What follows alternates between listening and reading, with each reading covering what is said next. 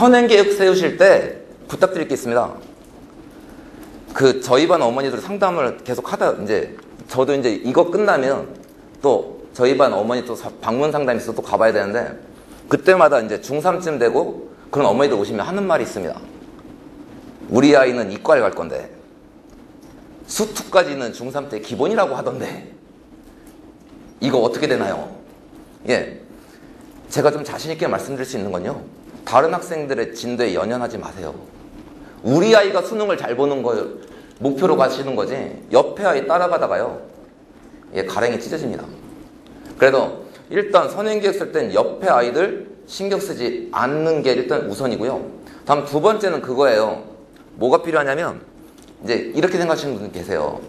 어려우니까 빨리 많이 보자, 막! 그 횟수가 중요한 게 아닙니다. 횟수가 중요하면요, 지금 뭐하러 지금 1학년 가고 있겠어요, 중1이. 지금 수투 잡고 미적분 잡고 한 100번 돌리면 수능 다 맞는 거, 그런 거 아니잖아요. 그렇게 된다면 얼마나 좋겠습니까? 근데 그런 게 아닙니다.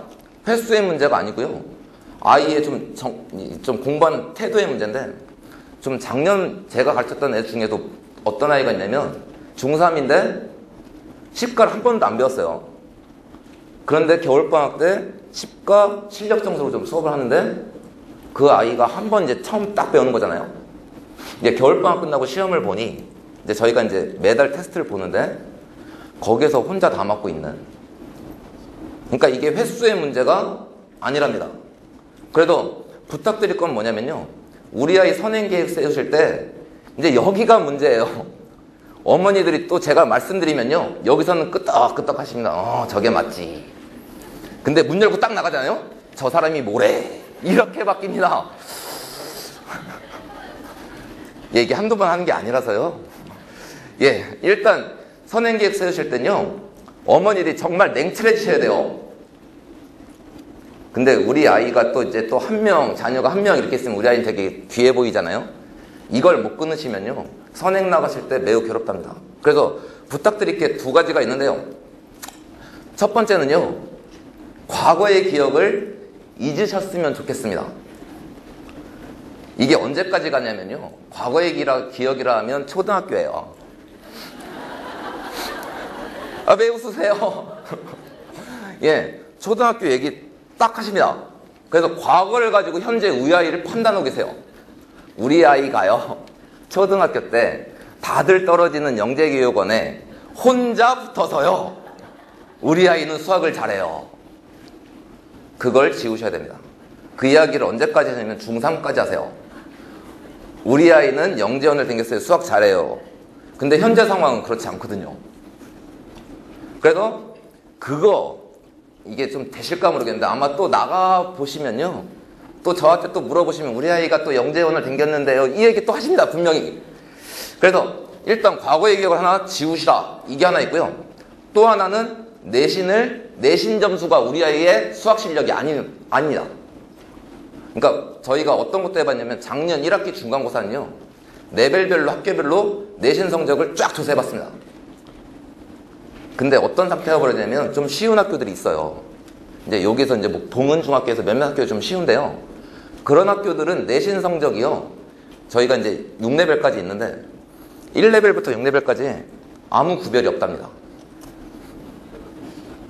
오히려 역전도 나와요. 1레벨에가 문제 빨리 풀고 딴짓하다가 실수 막 2개 해갖고 막 90 초반 이런데, 5레벨 아이는 90 후반 역전이 나갑니다. 근데 어떤 경우도 있냐면, 작년 그 중간고사 점수를 조사할 때 구룡중학교 있잖아요, 3학년 시험이 매우 어려웠답니다. 그때 저희 반에 1레벨에가 80 중반을 맞았는데 그게 전교 5등이었어요. 그러니까 그렇게 좀 어렵게 나오면요, 어렵게 나오면 레벨별로 점수가 딱딱 끊겨요. 1레벨 몇 점, 2레벨 어떻게. 그래서 일단은요, 어머니께 말씀드릴 건, 이번 중간고사 보셨잖아요. 학교 시험이요, 역대로 이런 적이 없었습니다. 1, 2, 3학년 모든 학교 다 쉬웠어요. 그래서 지금 기말고사 준비를 하고 있는데, 학교 선생님 중에서는 또 뭐 단대부중 같은 경우에 3학년의 선생님들이 각오하고 와라, 뭐 그렇게 하시는 선생님들 있는데요. 그러니까 부탁드릴 거는, 내신 성적 우리 아이 100점이니까 수학 정말 잘한다 이게 아닙니다. 내신 성적은요 시험 대비 기간에 얼마나 열심히 했는가 그걸로 좀 판가름이 나요. 그리고 시험 볼 때 좀 쉬운 학교면 실수를 얼마나 적게 하는가. 그래서 두 가지를 일단 말씀드립니다. 과거의 기억을 잊으시라. 그리고 내신으로 학교 내신으로 그러니까 이번 중간고사처럼 쉬우면 점수 잘 나왔다고 해서 수학 잘하는 건 아니고요. 근데 그 반대는 성립해요. 이번 내신 성적이 안 좋다? 못하는 건 맞습니다. 그건 확실해요. 그래서 그거를 가지고 이제 좀 판단하실 게 뭐냐면 이 선행 나가실 때 첫 번째는 성실함이에요. 성실함. 아이의 성실함이 필요한데요. 이제 제가 요 며칠 사이에 좀 계속 듣는 말이 있는데 깊은 생각 중등수학은 애들 사이에 너무 힘듭니다. 애들 표현대로 그대로 해드리면 너무 빡세요. 이런 말이 자꾸 들려오는데요. 어쩔 수가 없습니다. 그러니까 이 성실함이 뭐냐면요. 잘 생각해 보시면 한 단원을 배워요. 그러면 기본 개념 있잖아요. 수학에서 아이들이 어머니도 그렇게 착각하시면 안 되는데 기본 개념을 배운다고 해서 그 단원의 모든 걸 다 풀 수 있는 건 아닙니다. 그러니까 그 개념을 써서 어떻게 문제 푸는지를 도달해야 되는 거잖아요. 근데 생각해보면요.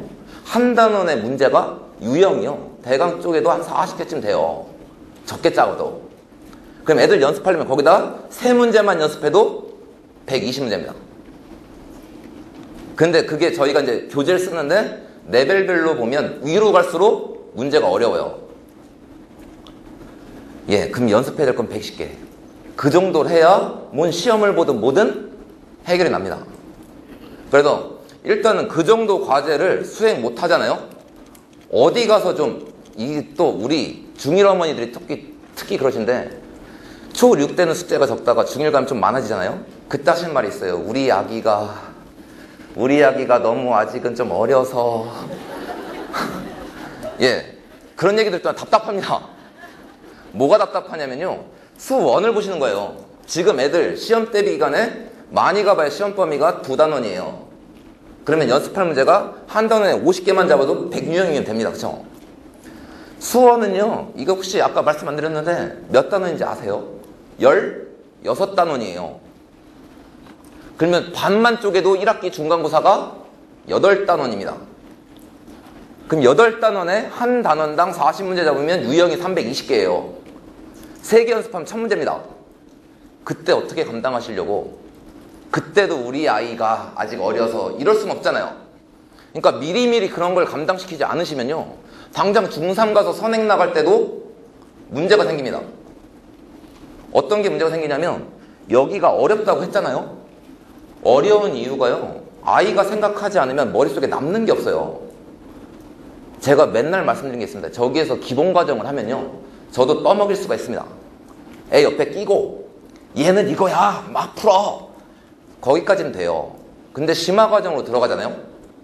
제가 딱 말씀드린 게 있어요. 심화 과정으로 들어가면 오답 노트 1억 번 쓰는 게 의미가 없습니다. 그건 글씨 연습이에요. 본인이 생각하지 않으면요. 남는 게 없답니다. 심화 과정 가면. 그래서 문제는요. 그 성실성을 잘 판단하시라는 건 그 정도의 숙제 양 정도를 감당 못하면요. 이거 지금 중3 아이들 중에서도 그런 아이들가 있을 건데요. 숙제 안 하는 아이도 있을 거예요. 내년 가면 대책이 없답니다. 정확히는 올해 12월 달부터 대책이 없어요. 그만큼을 풀 수 있게 어릴 때부터 연습을 시키셔야 됩니다. 그래도 저희 중1의 아이를 봐도 저희가 이제 초6도 있는데 초6 때부터 숙제가 좀 많아요. 그래서 중1 때 넘어오면 그 아이들은 숙제량을 감당을 해요. 근데 어디가 감당을 못하면 여기 안 댕기는 애들 있잖아요. 초등학교니까 좀 몇 페이지 막 5페이지 막 이렇게 했던 애들은 중1 넘어가면 저 학습량을 감당을 못합니다. 근데 이게 학년이 올라갈수록 학습하는 양은 점점 많아지고요. 고1 가면 거의 죽습니다, 애들이. 그거를 염두에 두시고 성실성을 판단하셔야 되고요. 또 하나 중요한 거는 성실성이 중요한 건 뭐냐면요. 애들이 숙제를 하고 남아요. 안 하잖아요? 그럼 어머니 전화가 옵니다. 우리 아이 남겨서 해주세요. 이게 어디까지는 되냐면요. 우리 아이가 이제 저희 학원 기준으로 레벨이 낮으면요. 그렇게 좀 어렵진 않잖아요. 떠먹일 수 있습니다. 그럼 남깁니다. 근데 그때 문제가 발생해요. 무슨 문제가 발생하냐면요. 숙제 안에서 남기잖아요. 애들이 갑자기 다 수학의 신으로 바뀌어요. 집에서 할 때는 막 3, 4시간 걸린 숙제 있잖아요. 남기잖아요. 아, 총알입니다. 막. 다 알아요, 다. 30분이면 끝내요.